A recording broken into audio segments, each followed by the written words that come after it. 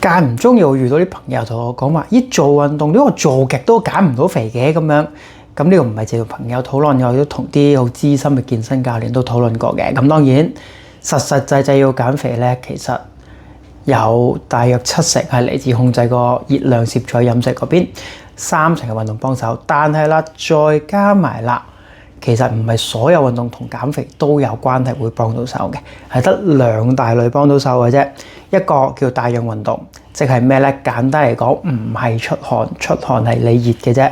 不過多數做運動會熱，係睇你個心跳率或者呼吸頻率有少少急速嘅，持續超過30分鐘，再加埋啲大肌肉持續性喐，多數背肌群或者腳部嗰啲啦。咁所以多數啲跑步啊、踩單車嗰類嘢。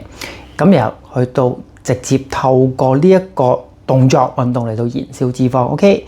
咁就可能我跑步跑可能1個鐘頭，燃燒400卡路里，咁咪400卡路里都減到係咪？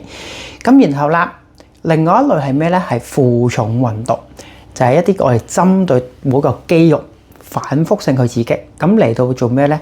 提升翻我哋嘅肌肉量，令我哋嘅基礎代謝或者叫新陳代謝率高翻，就係平時啦，坐喺度唔喐都可以燃燒多啲熱量，就係靠呢個肌肉量越多。咁但係如果其他譬如咩瑜伽、伸展運動嗰啲咧，正式嚟講同減肥冇乜大關係嘅。OK。